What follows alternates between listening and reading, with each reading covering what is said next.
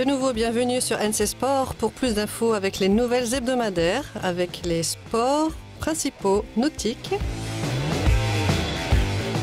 Il y a beaucoup d'actions sur l'eau. Karis Amour et Mick Famine étaient bien présents à la Bell Beach Pro, le deuxième événement de l'année dans le championnat WSL Tour.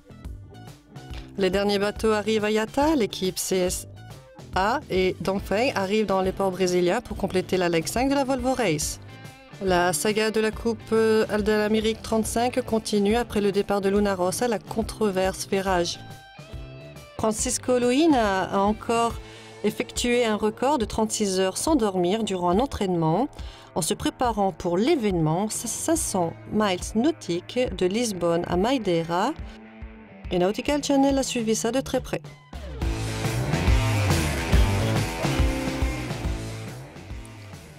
En ce moment, la magnifique Caraïbes Sailing Tour est de retour à l'occasion de la 5e édition des voiles de Saint-Barth.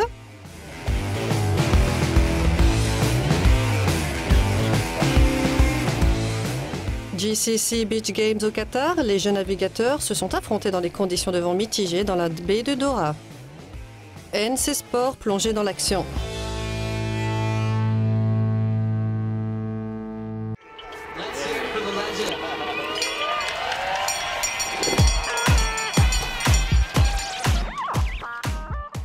Vous gagnez, vous le criez bien haut et fort, dit le proverbe. La Bell Beach Pro n'a jamais été aussi serrée. La compétition s'est transformée en une finale masculine entre Mick Famine et Adriano De Souza. Coupé le souffle. C'est la première fois qu'une finale a été aussi serrée. C'était vraiment incroyable. Ça a été radical. On ne sait jamais à quoi s'attendre. J'étais là assis à me demander quel est le score. Et puis j'ai entendu 7-77. Et puis je me suis dit, bah, il se moque de moi.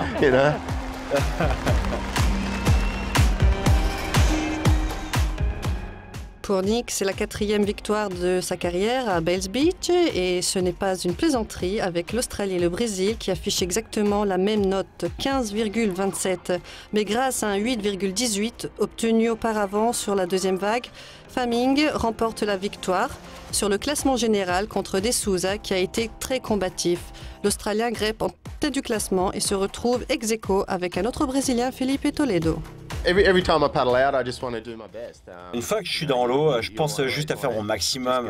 Il faut juste y aller et puis donner 100% de vous-même sans avoir de regrets. Bon, c'est très bête à dire, mais il faut procéder étape par étape et ça se passe comme ça et pas autrement. Parce que bon, en fait, vous ne savez jamais ce qui vous attend.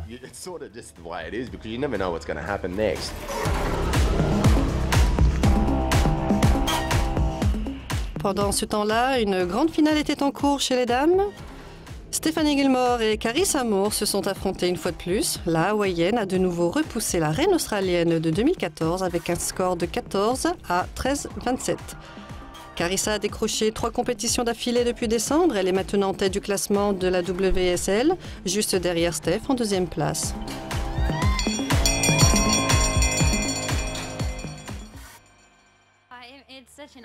Pour moi, c'est un immense honneur. J'adore venir ici, c'est un endroit magique. J'ai vraiment de la chance de travailler avec des gens comme Kel et Adam. Ça a été une belle expérience, donc en effet, j'ai eu beaucoup de chance. Ça a été vraiment difficile, il fallait se ressaisir et vous êtes en compétition contre les meilleurs du monde. Il faut vraiment être en pleine forme. Je suis vraiment content de poursuivre cet talent d'ici.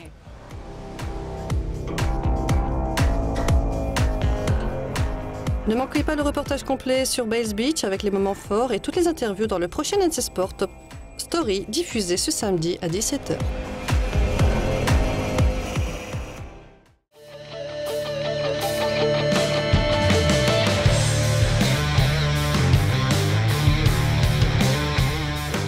Les 2 derniers bateaux de la flotte de la Volvo Race sont enfin arrivés au Brésil afin de compléter la Leg 5 de cette édition 2014-2015.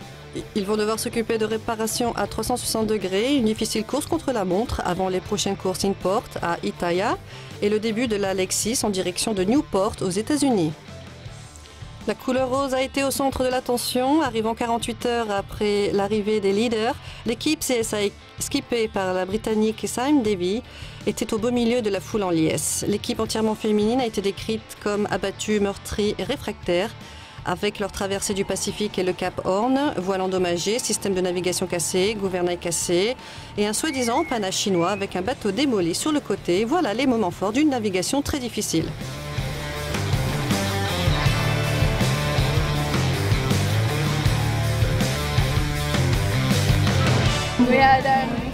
Nous avons eu de tout. Nous avons eu quelques belles courses au début. Nous avons réussi à suivre les autres, ce qui nous a un peu surpris. Nous avons eu une série de problèmes, à commencer par briser notre voile au vent. Ça a tourné en grand désastre avec les lattes cassées. Nous avons percuté un objet flottant qui a endommagé notre gouvernail de direction. Ensuite, nous avons encore une fois presque chaviré.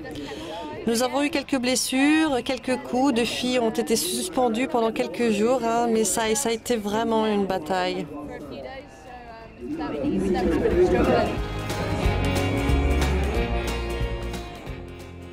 En dehors de la Leg 5, après la rupture du mât au-dessus des derniers épandeurs en s'approchant du Cap Horn, Charles Caudrelier et son équipage de Dongfeng sont arrivés à Itaïa en mode transfert. L'équipe à terre aura du pain sur la planche dans les prochains jours avec les réparations du bateau. Même si l'équipe franco-chinoise n'y croit plus trop, il reste encore deuxième au classement général derrière Abu Dhabi.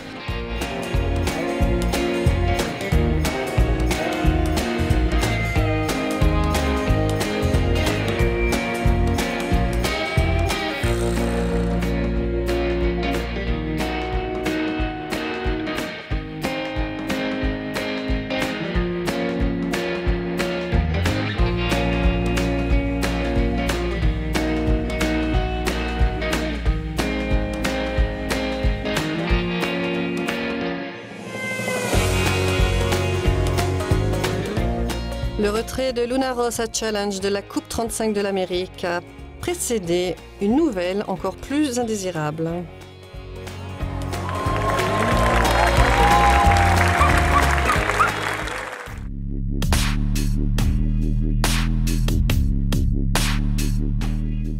Le retrait de Luna Rossa Challenge de la Coupe 35 de l'Amérique a précédé une nouvelle encore plus indésirable. Les nouvelles officielles ont publié la semaine dernière l'annulation complète de l'événement World Series à Cagliari.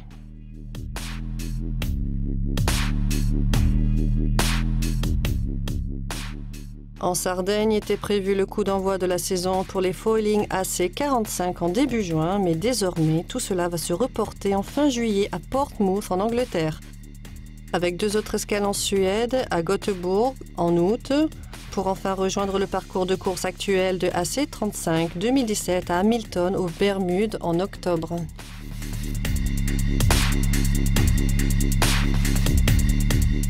L'indignation générale est toujours aussi palpable après le retrait de l'équipe emblématique italienne.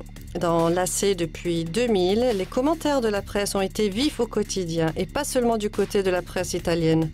Le chef d'équipe Alinghi, Ernesto Bartarelli, vainqueur de 2 Coupes de l'Amérique, a rapidement montré sa solidarité envers ses amis et ses anciens rivaux de Luna Rossa, dirigé par Patrizio Bertelli.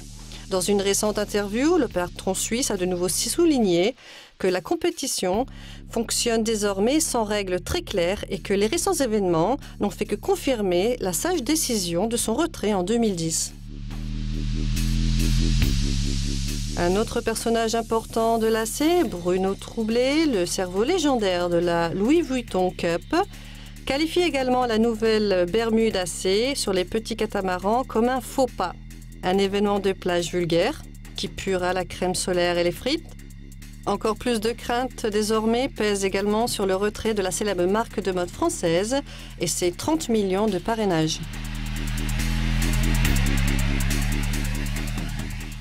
La saga de l'America's Cup continue, plus de mises à jour dans les prochaines éditions de NC Sport.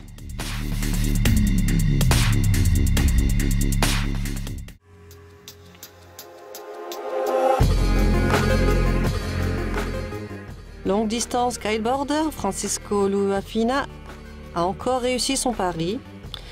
Un challenge extrêmement difficile durant un entraînement, durant une préparation sans précédent, une nouvelle endurance, un nouveau record de Lisbonne à Madeira. L'athlète portugais vient juste de compléter une éprouvante durée de 36 heures de standing sur son board dans une piscine pour tester ses limites. Rien de très bizarre en ça. En effet, il a dû affronter mentalement et psychologiquement une préparation très difficile pour affronter l'Atlantique. Et si vous n'y arrivez pas ici, figurez-vous à l'extérieur. Luína a déjà un record de 305 miles, record en 2013 le long de la côte portugaise, de nouveau dans le Pool Challenge. C'était la clé du succès. Porté par son équipe, par sa famille et ses amis, cette année, le Poolside est devenu vraiment un événement important. Du haut de ses 31 ans, encore une fois, il est au centre de l'attention avec une épreuve tellement difficile et un test réussi. Avec du beau temps prévu de juin à juillet sur la nouvelle route, avec ses 500 miles nautiques, cela pourrait vraiment devenir 36 à 48 heures, inclus de nuit, passées en mer. Un ami et un héros de longue date pour NC Sport, Francisco, est en train de nous préparer un documentaire exclusif sur son incroyable aventure qui sera sur Nautical Channel. En quoi cela est devenu une sailing classique en seulement 5 éditions, les voiles de Saint-Barth sont maintenant en plein essor pour une semaine de navigation de haute gamme. Un vrai plaisir. Plus de 80 bateaux ont rejoint l'île des Caraïbes de partout dans le monde. Comme nous le verrons dans cette édition d'NC Sport, 5 régates côtières spectaculaires s'inscrivent désormais sur le calendrier des courses. La liste des participants révèle déjà des yachts puissants. Des bateaux vedettes sont attendus pour l'événement et pour décrocher un record en temps réel. Chez les monocoques, le tout nouveau 100 pieds Comage skippé par Keane Reed s'apprête à briller dans la classe Maxi. Aussi l'incontesté MOOD 70 catamaran de Lloyd Thornburn Fédon tentera sa chance pour le titre de multicoque. Étant donné les bonnes conditions, les records devraient être cette année à Saint-Barth. Ne manquez pas les résultats complets de toute l'action sur l'eau dans le prochain NC Sport Nouvelle hebdomadaire.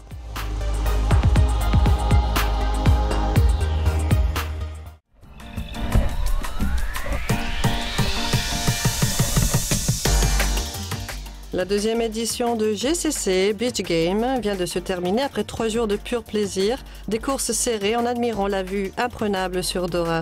Des conditions de vent forts et légers mettront les 50 jeunes à l'épreuve, arrivés au Qatar de 6 pays différents.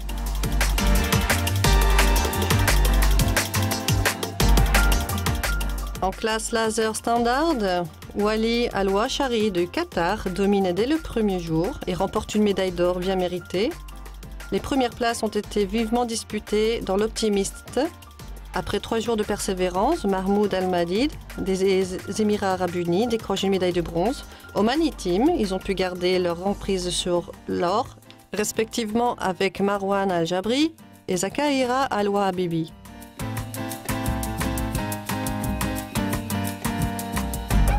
Daoud Al-Sadiq du Bahreïn assure l'or à la dernière minute dans le laser radial en arrachant tête du classement général à Faris Al-Barki du Qatar. Sur la dernière régate, podium multinational pour le laser. 4,7, l'or est attribué à Kamis Al-Wabibidao. Saou Al-Nadar de Bahreïn décroche l'argent et Hamza Ali des Émirats Arabes Unis se contentent du bronze.